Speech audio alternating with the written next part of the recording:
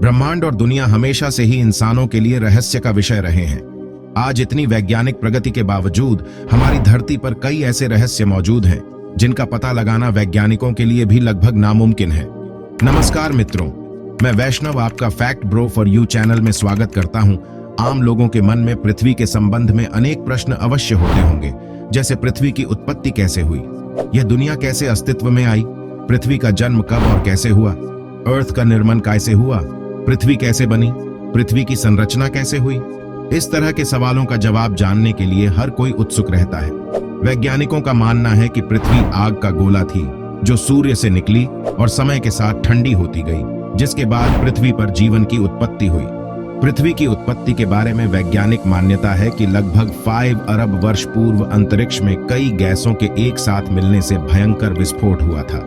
इससे आग का एक विशाल गोला बना, जिसे अब हम सूर्य सन कहते हैं। धमाका इतना जोरदार था कि चारों तरफ धूल के कण डस्ट पार्टिकल्स फैल गए और गुरुत्वाकर्षण बल ग्रेविटेशनल फोर्स के कारण ये कण पत्थर के छोटे छोटे टुकड़ों में बदल गए।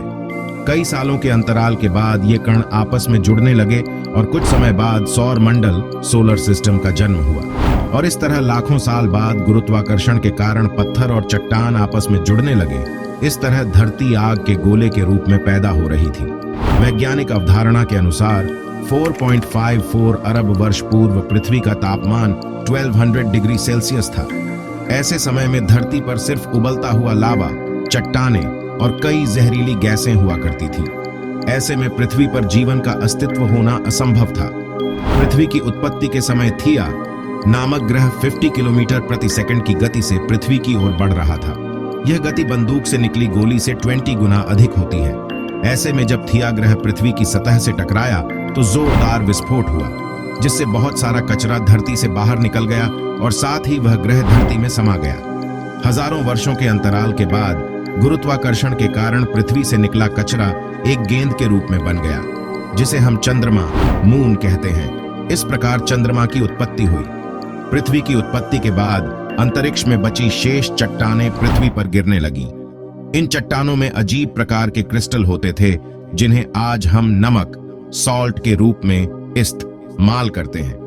आपको जानकर हैरानी होगी कि इन चट्टानों के अंदर मौजूद नमक से समुद्र का पानी बनता है।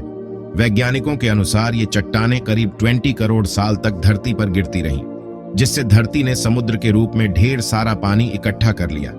इतने पानी के लगातार जमा होने से धरती की सतह ठंडी होने लगी और चट्टानें सख्त हो गईं। लेकिन लावा अभी भी उसी रूप में पृथ्वी के आंतरिक भाग में मौजूद था और सतह का तापमान 70-80 डिग्री सेल्सियस तक पहुंच गया था। पृथ्वी पर वर्तमान जल लाखों वर्ष पूर्व का है। उस समय चंद्रमा पृथ्वी के बहुत निकट था, जिसके कारण उसके गुरुत्वाकर्षण बल के कारण प्राय पृथ्वी पर तूफान आते रहते थे।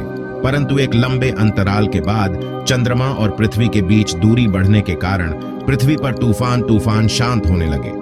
धरती पर जीवन की इस यात्रा के दौरान 3.8 अरब साल पहले पानी की उत्पत्ति हुई थी। धरती पर लगातार ज्वालामुखी फट भी रहे थे और साथ ही उल्कापिंडों की बारिश भी हो रही थी।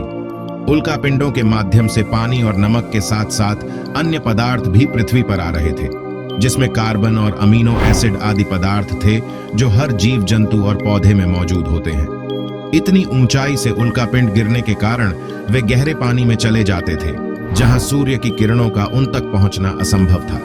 बाद में ये उल्कापिंड ठंडे होकर पानी में जमने लगे। इसके बाद यह एक तरह से चिमनियों का आकार लेने लगे और ज्वालामुखी की दरारों में पानी घुसने से चिमनियों से धुआं निकलने लगा, जिसने बाद में एक तरह के केमिकल सूप का रूप ले लिया। इससे पृथ्वी पर सूक्ष्म जीवन माइक्रोस्कोपिक लाइफ प्रारंभ हुआ और पृथ्वी पर एकल कोशिका जीवाणु सिंगल सेल बैक्टीरिया की उत्पत्ति हुई।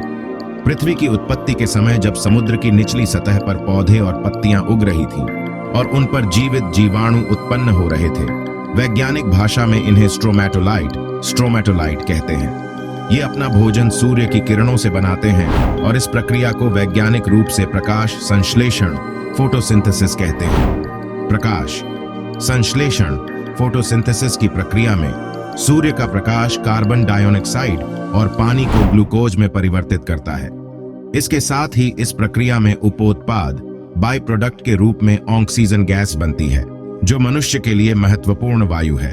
एक लंबी प्रक्रिया के बाद महासागरों में ऑक्सीजन गैस भर गई और इससे पानी में मौजूद लोहे में जंग लगने लगी और इससे लोहे का अस्तित्व सामने आया।